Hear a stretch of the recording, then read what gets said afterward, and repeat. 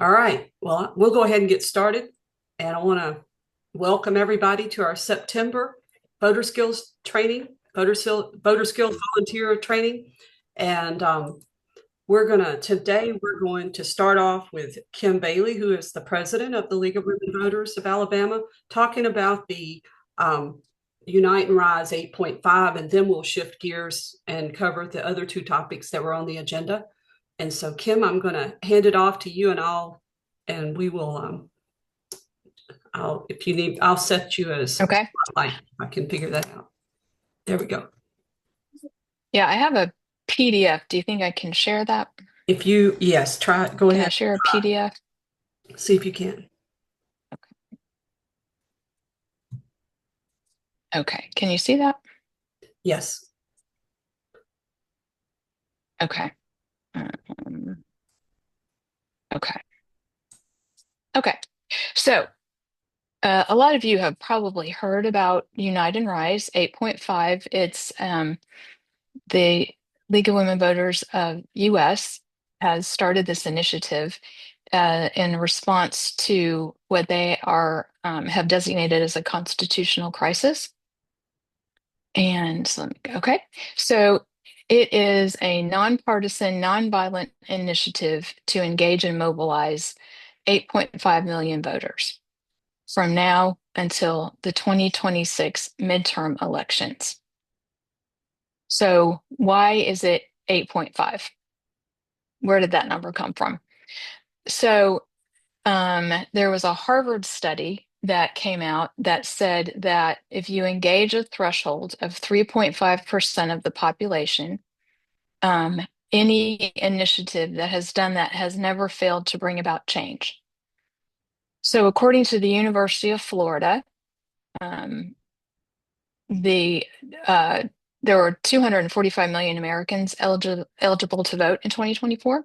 And so if you take 3.5% of them, that is a little over 8.5 million people. So that's where the 8.5 comes from, is that would be 3.5% of the eligible voters.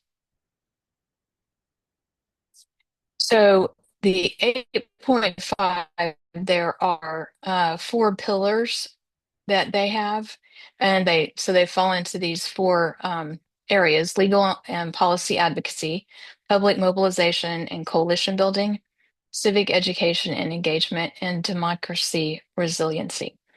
Um, and so that's what every everything they have playbooks. There are going to be four playbooks, and everything centers around one of these specific areas.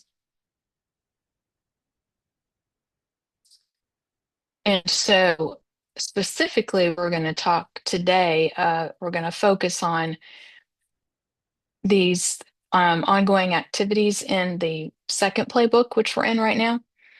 And to support Unite and Rise, they suggest recruiting new members, doing voter registration, get out the voter for local elections, election observation, and observer corps.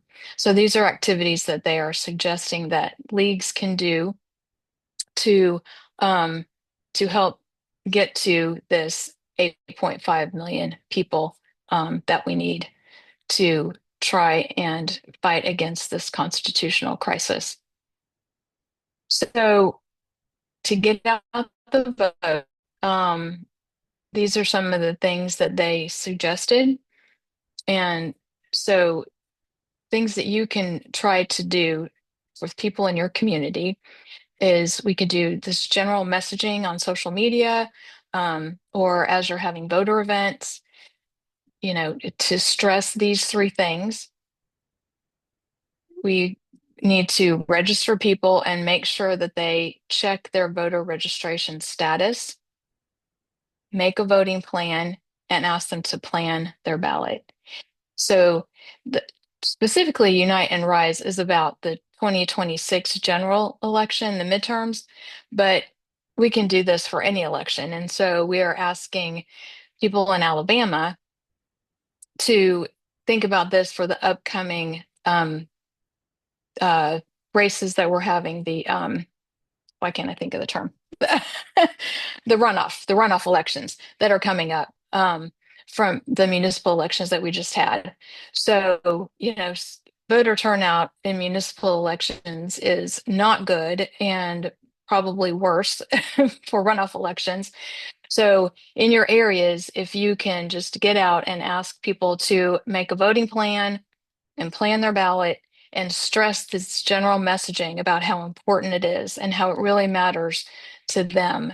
Um, these are the issues that will impact them every single day, the issues in their municipalities. And so we'll just ask you to try and spread the word using this messaging. So is there anything else you want me to cover, Kathy? I think that's for right now, that this is what is particularly pertinent. So the thing I guess I'm thinking is at some point when each of these books, they've already had one of the, I forgot the term. Is it booklet? Playbook, Play. playbook. When Yes, we're when in that playbook comes two. out, we're in playbook two. Yeah.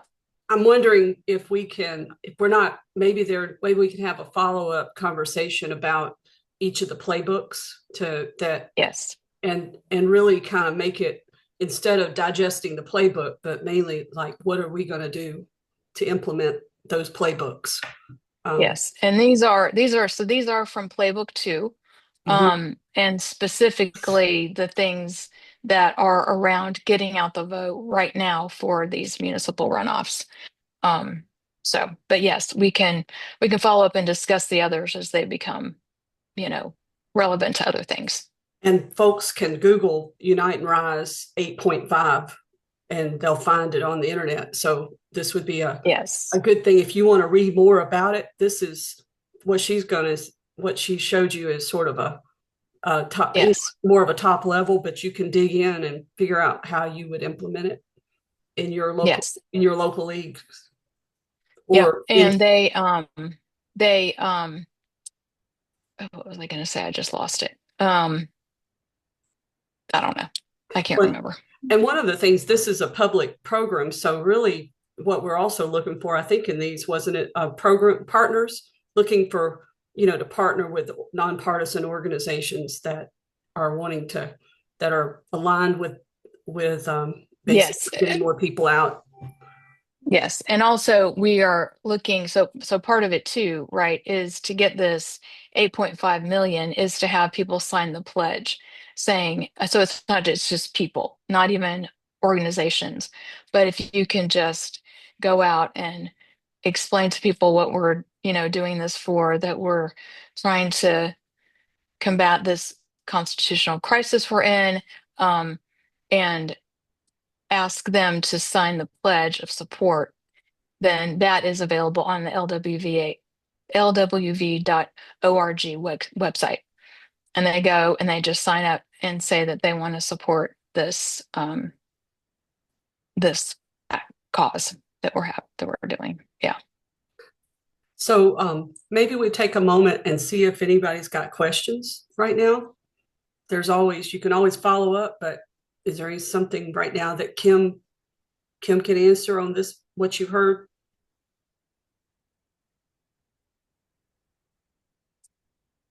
What do we say? Do we have some good answers for people who say, "Oh, my vote doesn't matter"?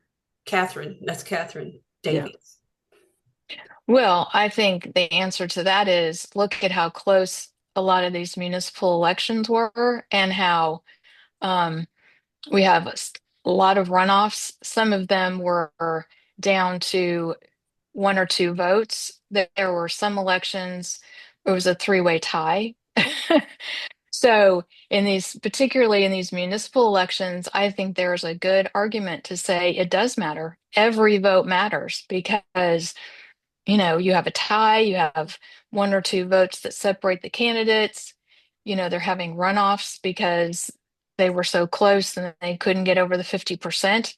So I think that is the message to people, especially right now, that they do matter very, very much.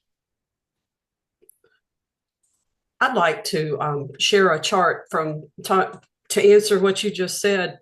Let me share a slide deck if I can get it up here. Let's see. All right. So, Catherine, what Kim was just talking about, and this is a teaser for next month because I'd like to do this for more across the state. Um, this just shows you some of the municipal elections we're talking about runoffs. Look at the poor turnout when you look at like Pisgah, which is a small town, 1,000 people, but they've got you, and this is population is 1,009. You don't know how many are actually registered to vote, but you go to Madison County and each district is laid out roughly equal in population. And so 58,000, I think there's 7 districts, then there's more than 1,500 people in District 6, but that's all that showed up during the runoff. And so when you start looking at this kind of data, and people say, well, my vote doesn't matter, then you say in low voter turnout elections, your vote matters more than it ever did. And go down here to Limestone County, you've got 27,000 people that live there.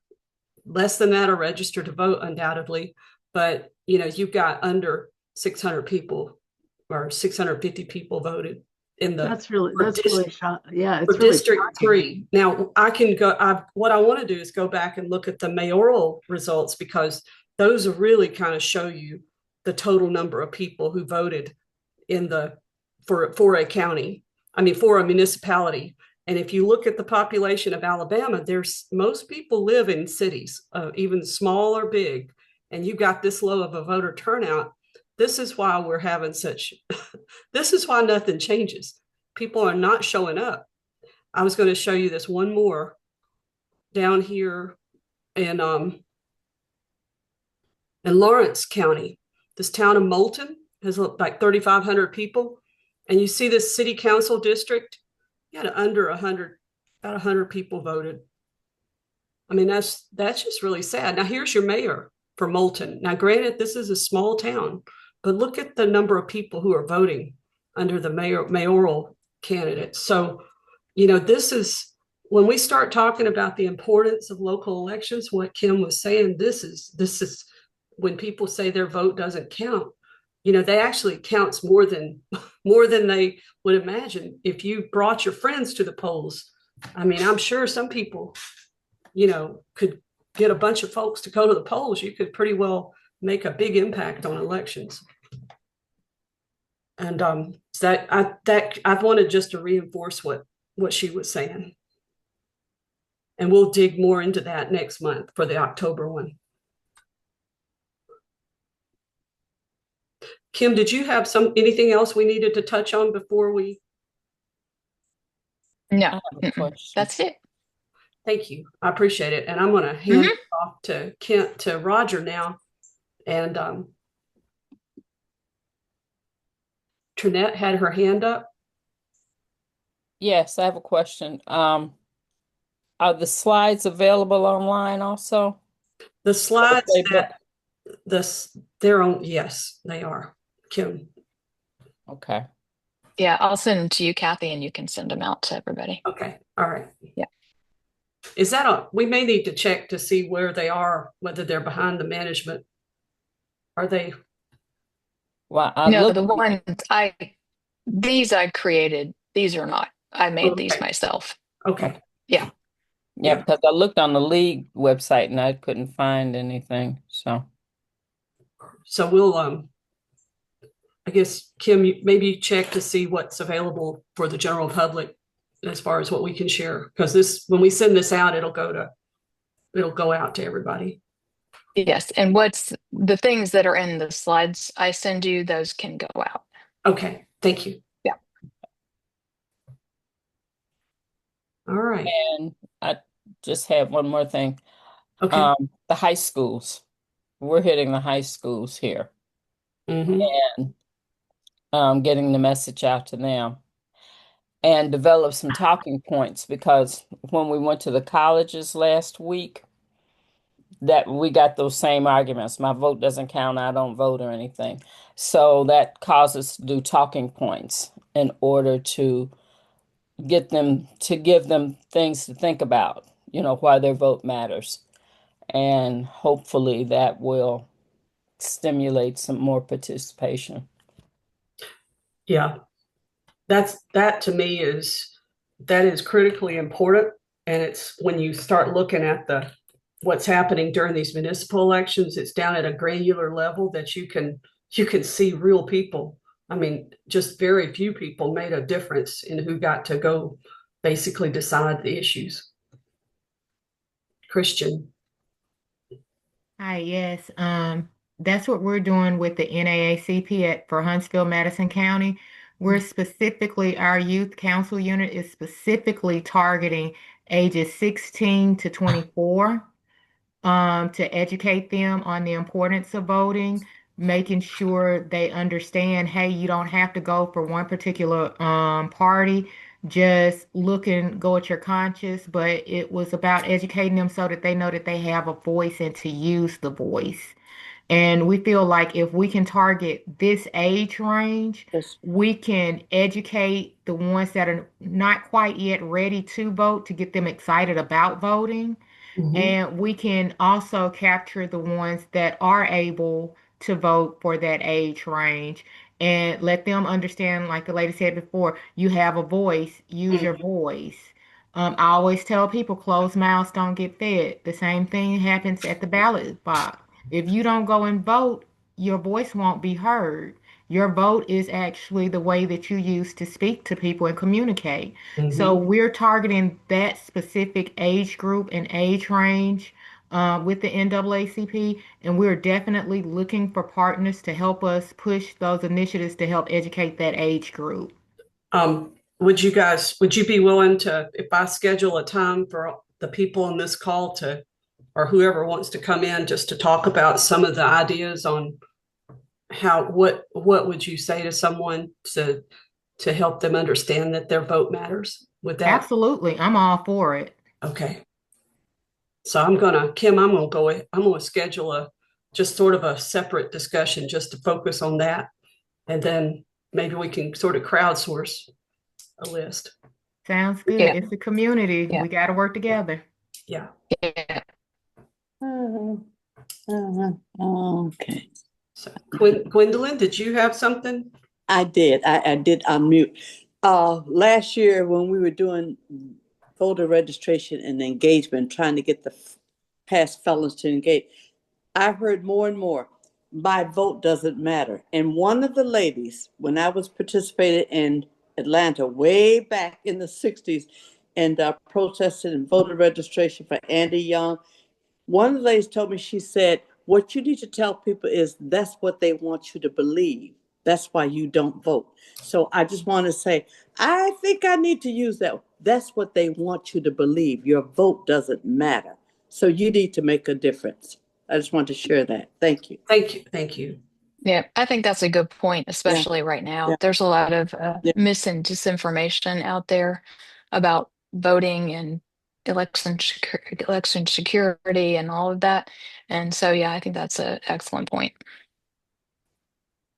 Thank you, everybody. I appreciate the feedback and just the discussion. So I'll set up a meeting. I'll send out a meeting notice, and then you guys, it'll once again be registered. You'll see it I'll set it up and send it in the follow up to this meeting so that you can go ahead and register for it. And I'm not going to wait a month. I'm going to just set it up, say in about a week and a half. And I'll get with, I'll send something out afterwards and see if we can find a good date for it. All right. So Roger, you are Christian. You had your hand up again. Did you? Yes, sorry. I was just going to tell you the only time next week that I'm going to be unavailable is the 25th through the 28th because we're hosting the NAACP National State Convention Oh, stuff. So that's in Tuscaloosa, right? yes, it'll be in Tuscaloosa. So that'll be the only time I won't be available for you. So I'm thinking, and I need to confirm this with some folks, but I'm thinking maybe next Monday. If that's okay with folks. That's fine for me. Okay. If everybody will mark their calendar this time next Monday. And The 22nd? that is the 22nd. Okay. Yeah, I'll do it on And that doesn't have to be the only time we get together to talk, but that'll be focused on this topic. All right, great, good. Roger, you're up. Okay.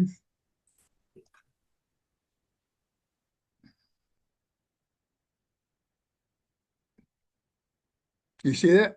There you go. Yes. Okay. We're going to talk about voter drives today and the National Voter Registration Day. So I have quite a large agenda here. We're talking about voter drives, what you'll need to have a voter drive, voter registration, register online, what you need to do to register online. If you got married or moved, confirm information, benefits on voter registration, verify your voter information. We have a couple of new QR codes for the voters, information on 411, and how to track what you're doing when you have a voter registration day. And let's get going. So please wait until the presentation is over to ask questions or write them down as we go along. So voter drives, what we do, I find requirements for having a voter drive. A lot of people ask, what do I do for a voter drive? And the Secretary of State, Wes Allen, has instructions you can download. Do you see that?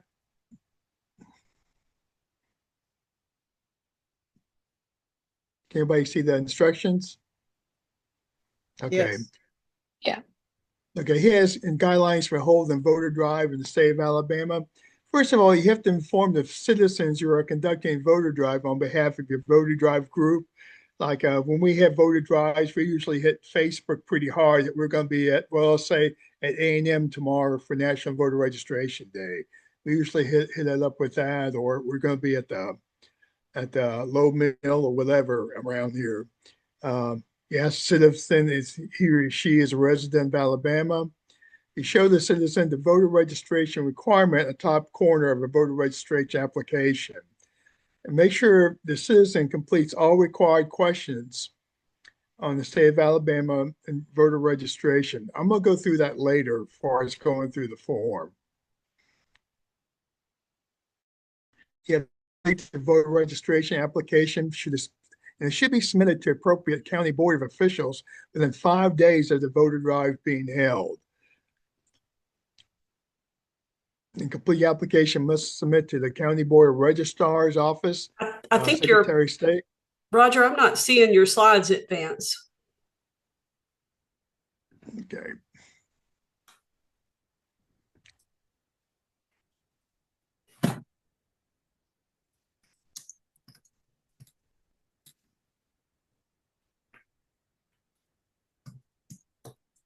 Oh, there it goes. And you complete your application. Can you see it now? Yes. Okay, you complete application must submit to the county board registrar's office. Here it's going to be at the Madison Service Center. If you have any questions, you can call the Secretary of State office, Elections Division, 1-800-274-8683.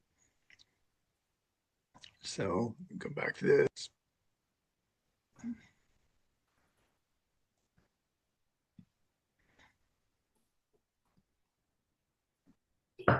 These guidelines for holding a voter drive in the state of Alabama.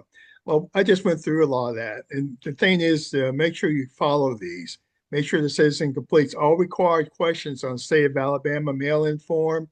Complete voter registration application should be submitted appropriately in the county registrar's office within 5 days, and completed applications must submit to the county board of registrar's office, which resides in this Alabama Secretary of State office. The thing with the registrar's office, they do not take, but they'll take them, but they do not process voter registration forms 2 weeks before the election. What they told me is they process all the ones they've received that time. They call a meeting, they sit around a desk and go through each one that's been submitted to see if that's going to be a person would be registered to vote. So you have to do it 2 weeks before the cutoff date. First thing you need to do is order the Alabama Voter Guide. You can call the Secretary of State office, but they'll tell you to contact Bernard McCaster at sos.alabama.gov. And you can email him, tell him what you need. Like your first package, you can ask for like 25 voter guides or 25 of the voter ID guides. And you also ask for the voter registration form. That's where we get this. If you go to the registrar's office, they only give you like 25, but if you go through the secretary office, they'll give you as many as you need. I've ordered up to 500 one time.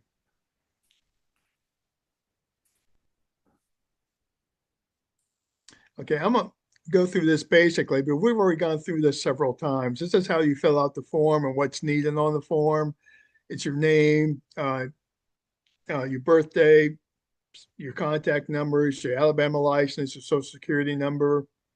But this does not have a length of requirement. This is where you sleep. I've already gone through this, but I added to this because you're all beginning the slides.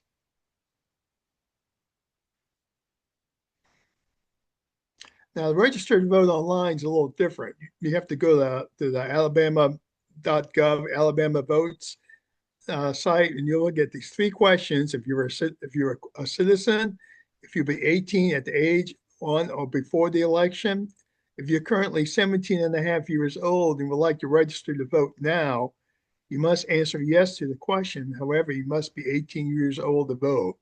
What that's saying is you can be 17 and a half, but when the election comes around, you have to be 18 years old when the election comes around and have a valid driver's license or non-driver's license issued by the state of Alabama. So this is your first page. I put my name in there as registered to vote, my birthday, my driver's license number. I put the county I live in, my street address. It's pretty basic. Your mailing address, you have to put down where let's say you live in one place, but you get your mail someplace else. This is where your mailing address goes to. Some people who live in assisted living, they get all their mail goes to their sons or daughters or whatever, and they come in and give them their mail. But as far as registering, they have to register where they sleep at. Yeah, these are demographics, your gender, male, white. These are optional on the form. Maiden name if you recently got married. If you move into the area, you have to put your previous county, your street address, and apartment unit, house number. And then you confirm all your information. What you do, you go here and I'll give you everything that you input on this form. And then you can type your name in there and you can submit application. And when you do that, you'll get a long number and you need to do a photo on your phone or somehow copy that number down. That's just a reference to your voter registration.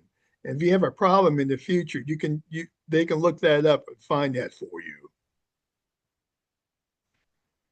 Registration applications enter the voter registration system directly with no retyping handwritten applications. The submitted application goes directly to the Alabama Secretary of State and the county registrars. After submittal, there is a confirmation number. That's what I was saying. You take a picture of that confirmation number. It's easy and there's no trees involved. Now, verifying your voter information. How do you check my voter information? We usually tell people about 10 days later or when you get your polling location card, just to look over and verify everything that's on there, make sure it's correct. Now, here's a link if you want to go there. You check your voter information. It's almost as important as registering to vote. The Secretary of State, West Allen, has purged over 1 million voters since last year and this year. So this is the page. And if you're on this page, you can go over here. If you're not registered, you can click on not yet register and it takes you to the voter information page. So what you do here, you have your first name, last name, your date of birth, and I'm not a robot, and you hit look up. Once you hit look up, you'll get It's like John Doe here. He had birthday and all that. I'm not a robot. Then click look up. And when it comes up is your name and your address comes up. And here's the important part. It says that you're active or not. Sometimes it says not active. Sometimes it'll say problem with the voting form or something. If it's not active, that's when you have to call the register office to see what's going on. I voted in the primary election, I voted absentee, so it gave me the primary election information. My polling locations on St. Luke and Christian Avenue and Sparkman Drive. And that Dallas District 5. Now over here, you see a little thing that says show, and it's pretty small to see. And what you do, you can tap on that, and it opens up all your districts that you're under in the state of Alabama. I'm in Congressional District 5. I'm in State House District 53, School District 5, Commission District 6, and Huntsville City Council District 5. That's what you get when you click on that show. And we have a QR code we tell people to use after they register. And what they do, they can scan this one, and it takes them directly to the West Allen office.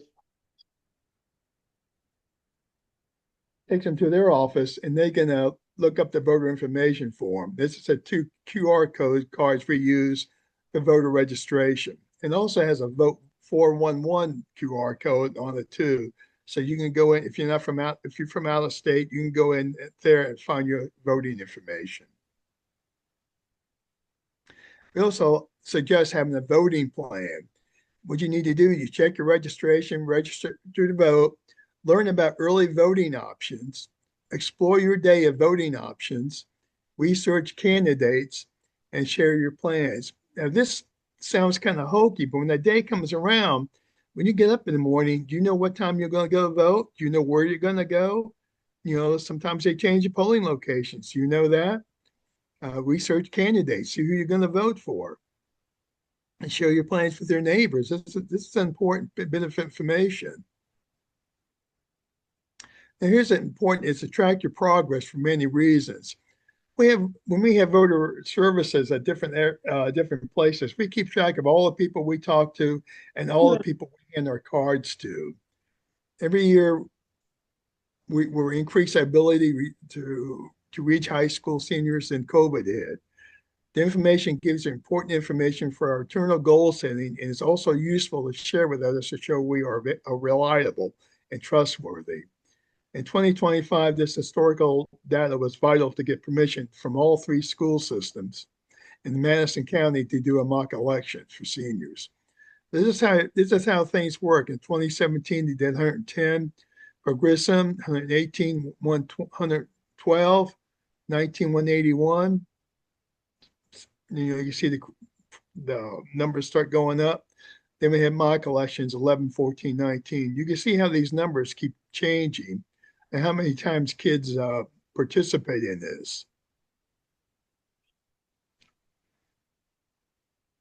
And this is what we use for voter registration. We have this little guide thing.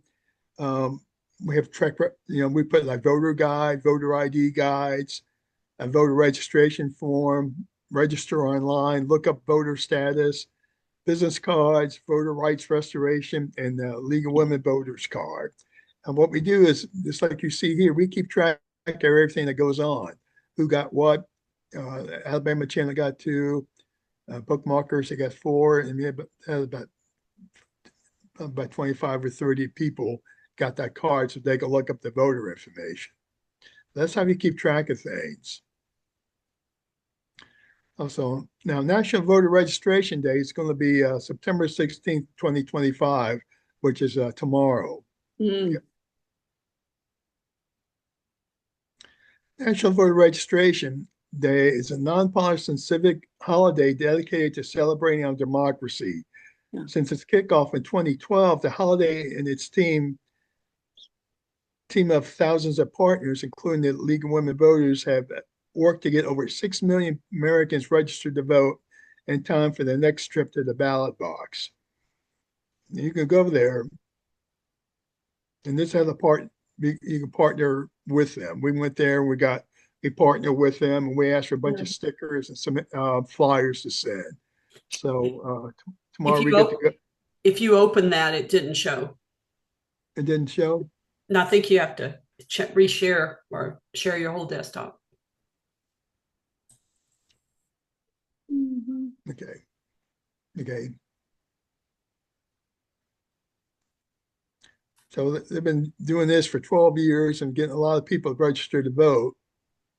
And you can click on certain things like register and drive resource. You can get registering, social media toolkits. You get social. You know, this kind of thing we've been posting on Facebook and all. But there's a lot of things you can get from them.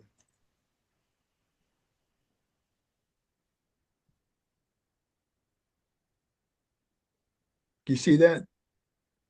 I think you may need to scroll down because at partner resources, or are you switching back? I'm switching back. Oh, okay. Okay. So, but that's what they do, and that's the information we can get from them. Nonprofit registration day is almost here. It didn't switch for some reason. Yeah, there it went back. It's a National Voter Registration Day is a nonpartisan civic holiday dedicated to celebrating our democracy. That was the one you just did. Yeah. You can go to the next one. Yeah. Okay. Not that, the one right before that one. Okay. Yeah. If you click on that, that one gives you the slide that. Okay, this is nonprofit vote, Alabama nonprofit downloadable resources. We can't see that until I think you have to reshare. Yes. They give you the rules for voter registration drive. You can download those voter resources. You can download all this. How to request things. All this is pretty useful to use.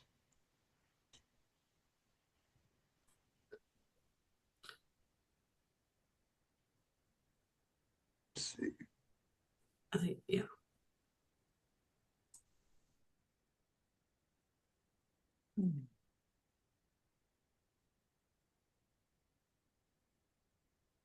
And if you want to join the league, click on that site. We have why join your league? You belong here. Any questions? If you want to stop sharing, then we'll pull up everybody. Hold on. Roger, Okay. We got Ellen is, hold on just one moment. Ellen is first, and then Catherine, and then Gwendolyn. Yes. All right. Ellen, you go first. hey guys, appreciate this. It's a good day for this. We're doing a voter registration drive tomorrow. So I did put in the chat for colleges, students should consider whether they want to vote at their home of origin or locally. And then if they're on campus, they should enter their dorm or apartment address, not their PO box or school address. And of course, they do have to re-register if they don't live in the district that the school is physically located in. If voting at home of origin, they need to consider whether they're going to vote early, drive there, or need to do absentee. If absentee, there are rules for dates, etc. Family cannot generally mail you a request for absentee or a ballot. Are there other things I missed?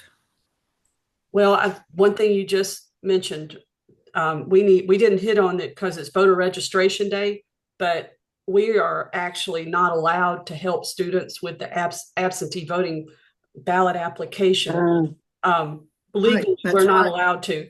And so that is because the court case is still going through right now. I think tomorrow. It is tomorrow in Atlanta. Tomorrow there is a hearing with the federal court because the Alabama Secretary of State is continuing to fight allowing anybody except the election workers to help people with absentee ballot applications. And we've already the case got narrowed down to just helping people who are disabled. And so even that is unacceptable to the state. And so this is disabled and people who can't read or write English, then we can help them, but we can't help, unfortunately. And that's where, Ellen, it is so hard. I agree completely. I agree completely. We Right. would never help somebody. What we've No. been telling them is they have to go to their own state site to request an absentee ballot. They have to go, everything has to be done. But what we've heard is if you're requesting an absentee ballot, you've got to put your dorm address in there. And most students don't know their dorm address. Well, So I laughingly say, call the pizza place locally and find out where your dorm's address is. So this could be something we hit on again later, because I think we do need to cover this again, especially coming up in the wintertime when the ballots start getting ready to come out.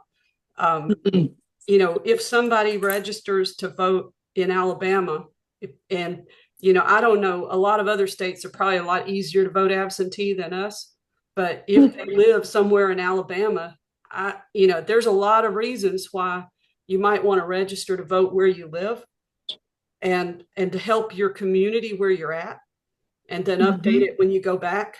And so that's just a matter of, like you said, they need to make that choice. But when we talk next Monday, I think that's one of the conversations we need to have, because if we, people just need to think through it and think about the residency requirements. Absolutely. Thank you for this, and we appreciate it. Thank you. And Catherine, you're next, and then Gwendolyn, and then Barbara. Well, Roger, I recently went through what seemed like sort of unnecessary hassle to get something called a star ID. Right. Right? Because I had to get my I needed to have my driver's license renewed. So do you anticipate any difficulties for people if they show up with a driver's license that's valid, but it's not? Well, I renewed mine, but I can get a star on it. So I guess when I go vote, I'll find out. Well, you don't I don't think they have to have it on there. They make it sound like they do, but Okay. no, I don't think they will. If you go to the ALEA website, they are very clear that this is not considered. I mean, you don't have to have this to vote, and so that's but like Roger said, we'll find out. But they're very clear on that website, because I did check that when I was getting my star. Okay, thank you. Gwen. Yes, thank you. This is Gwendolyn. I'm going to go back to the previous question. That star ID is crucial for flying. You do need 4 valid pieces of information. The one that I found out when I went there and was turned down, Social Security number. So all the other pieces of information. But Roger, thank you for the information. My question had to do with the Secretary of State purge. What does that involve? Could you clarify that for us? Mm-hmm. The what purge? You said the Secretary of State will purge, and I thought, what does that really mean? Well, he can purge because if you committed an offense that's a moral turpitude offense or whatever. If you committed an offense, you may lose your voting rights. If you move out of state, you lose your voting rights. Okay. And I can't think of the third one right now. There's 3 things he looks at, and what he does, he'll go in there and start purging the votes up. Well, when he starts that sweep, he'll take some innocent people with him. Well, let me, Roger, let me clarify on some of that, because we did have a training on that. Okay. But Roger, what you were saying about the moral turpitudes, they are reassessing based on the fact that the moral turpitude list expanded after the passage of HB 100. The list of moral turpitudes expanded it was just 40. Now it's like 120. And so they're reviewing the voter rolls to see if there's anybody that needs to be taken off the rolls based on, they may not have been disqualified previously, but now they are. And so that's something we're looking for. If you ever find anyone who is newly disqualified, we need to know about it, because we're working, we need to understand that, because that actually is we feel like it's not fair. And we're working with the organization to try to follow up. The other thing is there has always been there is the National Voter Registration Act requires the Secretary of State to maintain the voter rolls so that you don't have people on the rolls who have died or who have moved or who maybe don't live somewhere now. They've shifted addresses, or if they haven't voted within 2 elections, there is a legal requirement to maintain the voter rolls current. And one of the problems they used to have, and I think they probably still do, is they may have more people registered in an area than there were actually people living in that county. And so that was a problem in some parts of Alabama. And so they've had to update. They've done a lot better at cleaning up the voter rolls, and they need to do that. But what Roger was getting at was the fact that there is also the problem if right now we're seeing people who are taking off the voter rolls who maybe has a name that's a lot like someone else's name, and that's when you start having the innocent people that are being taken off. Everyone is innocent, as far as it's not it's just it's part of the process to maintain the voter rolls. But if the rolls are maintained in a way that they remove someone that should not be removed, then that's a problem.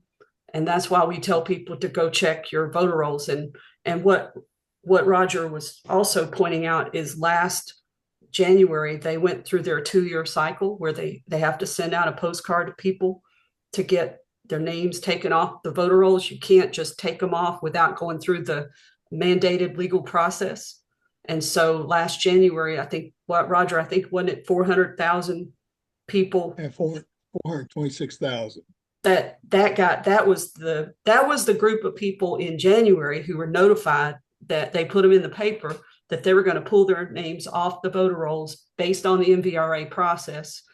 And the other thing was this past March, there were a bunch of postcards sent out, which you may have read about, that were telling people that we think you moved. I got one, and I've lived in the same house 20 years. And I went down and talked to the registrar about how did I get on this list. And it turns out that the Secretary of State has started using the Experian credit monitoring system as a way to monitor people's address. And so that I had a joint credit card with my daughter who doesn't live in Alabama. And so they just said, well, you must have moved. And so Miss Ellis, they did me just like that too. Yeah. And so what I talked to them about is I said, what happens if I haven't stepped up like I did to come tell them I have not moved? What would happen? They said that I would be put on that slippery slope to get my voter registration removed the next time around. And so this is, I guess they're trying to find a new and better way to replace what we lost with, when we used to have the national system that would everybody got together that all these states got together to verify voter rolls. And now they're coming up with this new AVID system. And part of that is using your credit history as a way for them to check your voter status, whether they think you moved or not. Barbara? Well, it's just another way that, in my view, it's another way that artificial intelligence is showing how unintelligent it is. But I wanted to ask what is the name of the lawsuit involving the absentee voting, the assistance for absentee voting? Do you know the name of that? SB1. The lawsuit is not SB1. What's the name? It is. It's somebody versus Allen. Well, the League of Women Voters, NAACP, and trying to remember, there was one other group, but it has the word SB1 in the title. Does it? I've seen the title. I don't recall SB1. Well, I can drop a link. I'll take a note here. I can drop a link to the status on that, because if people want to read about it, the thing is right now, they are trying to basically get another opportunity. This is being pursued as another way to try to kill the Voting Rights Act, Section 2. That's Oh, what yeah. Alabama's Oh, trying yeah. to do with it. And it's been back and forth and appealed and enjoined and unenjoined. It's a mess. Mhm. The last thing I wanted to ask, I was unclear about what you said, Roger, having to do with the Board of Registrars not meeting except the 2 week you need to turn when you what I understood you to say is even though the law says the voter registration deadline is X, you need to Right, back up 2 weeks. right. What they do that 2 week period, they don't do any processing of the voter form. They have the meetings to go through the ones that they already have and to make sure they're okay. They can read the name matches and the name put on the ballot and all that. But you can put them in as they go in, but they don't process them. You're talking about 2 weeks before the The election. 2 week, That's the right, cutoff, Rob. Okay. right. That's the cutoff for voter Okay. registration. Thank you for clarifying that. But Thank you. what Roger was saying is like we do voter registrations all the time. And when you see that where you'll be 18 on or before the next election, we may have a voter drive the day before the election at a high school. We still turn them in and they hold them. Right. And they've confirmed that they will. Correct. Also, do we have to submit some sort of form if we do a voter drive and we hand carry the applications down to the Board of Registrars? No, the presentation had to be down there like 5 days after they've signed that form because they want them in pretty quick. But there's Sure. no form you have to turn in. Oh, okay. Because at one point, our Board of Registrars was requiring that we do a form. Roger, can you pull up that form again that was on the first part of your slides? Because we don't, up in Madison County, I walk in with the forms sometimes when I'm supporting the drive. And I think the write-up is a little bit different. It depends on your registrar. Well, that's certainly true.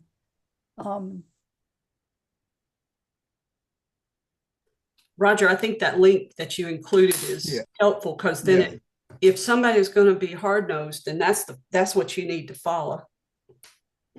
Let me find it. Another thing that you can do that's very entertaining is to take your passport as your ID when you go register to vote. Right. I do 'Cause that's that sometimes just for fun.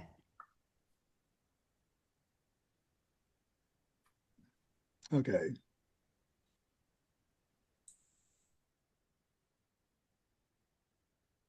Yeah, complete voter registration application should be submitted to the appropriate county board of registrar's office within 5 days of the voter drive being held. Can you share that on your screen?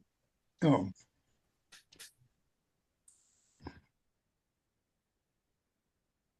It's been so long since I've done a voter drive. I need to pay better attention.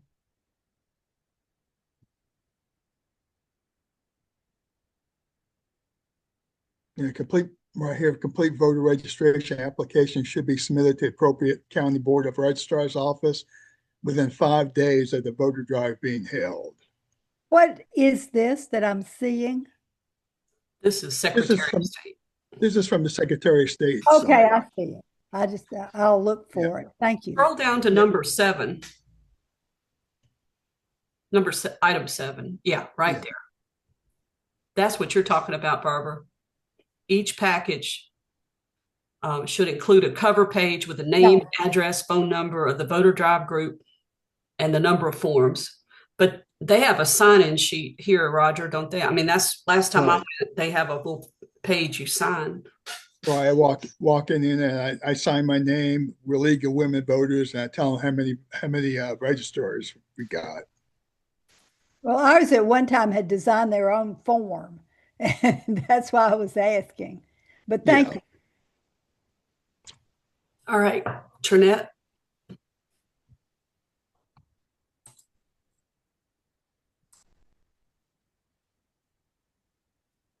I don't know. I'm not hearing you, Trinette, if you're speaking.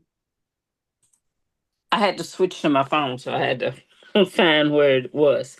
Um, okay. Eric. Eric,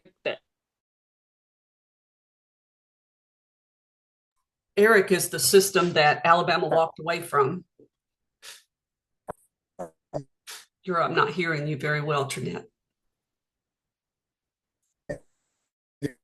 He had like $13,000, because and he used a oh, give me a conspiracy break. theory to come up with his own type of thing.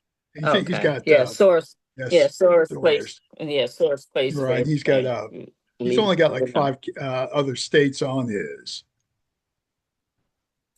Yeah, okay. Because that would take away all the problems that we have with the voter registration rolls. Right. Okay. Yeah. All right.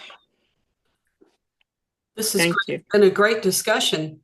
I think so I was going to drop a link into the chat and it'll follow up in the email that I'm sending you, but I wanted you to go ahead and before we end, this is the link to the October session. And so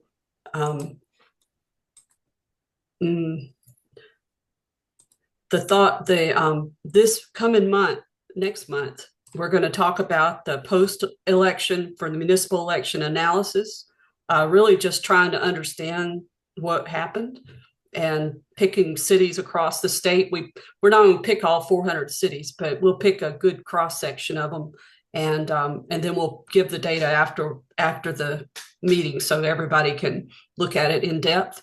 We'll also right now developing information about how voter registration for the unhoused. There may be some other topics that we want to hit on, like I was thinking, I know talking today, I think the woman in the chat that said Zonta, I think there's probably some work is work we need to do to talk about how do we register people who are in in a dangerous place where maybe they can't give their name.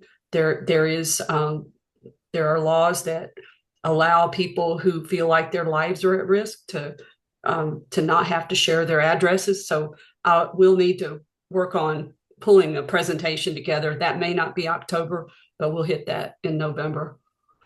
But next month we'll hit talking about the homeless community. And I guess we're going to have our meeting next week, which I'll send a note out about to really start trying to hone our message on why, if people say their vote doesn't matter, just what would be messages that we would say maybe to different communities. So I would ask all of you to be thinking about a specific group as far as how you would target to try to help them understand why their vote does matter and also why we need them to vote, not just to say go vote. And Ira, you have your hand up. Yes, not only that, our vote doesn't count. We've encountered people who are just saying it's like they're hopeless. They look at you like, really?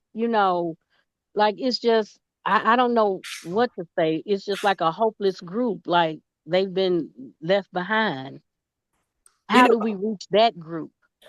I almost think that is a separate question, don't you think? Because part of it is trying to get them to understand, what issues they care about and why voting matters. And that I keep thinking that we've got to pull some young people together and let them talk about, what are the issues they care about. And I think that would, we can hit that. We can talk about that next week also, but think about strategies for how we might have maybe like some focus group conversations with some young people that can help us, a good diverse cross section of young people, so that we can, maybe start figuring out, is there something we're missing? Because how are we going to turn this around? That thing you posted on the chat's it's got the Oh. wrong date on it. Well, shoot. Well, let me tell you when it is, and I will update the link. Yeah, it's the link for today's Zoom. Was it? Yeah. Yeah. All right, because I did create another one. Hold on. Ignore that one. I sent the wrong one. Oh, wait a minute. Let me edit it. It was October, but what it is I created another one, but I meant to, it'll be just one moment. It's October 20th.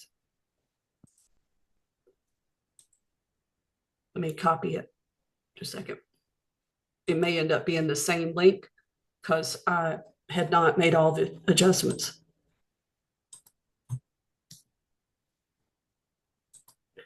All right, see if that looks right.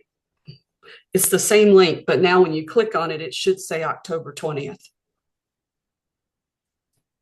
Thank you guys for pointing that out because I moved too quickly.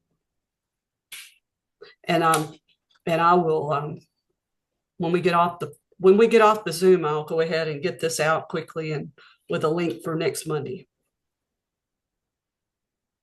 All right, Roger, thank you. Hey, you know, we've got our Thank you. YouTube has a lot of these, and so what this one today, and then a lot of the others we've done over a year now of different topics, and so think about what other topics you'd like to hear about.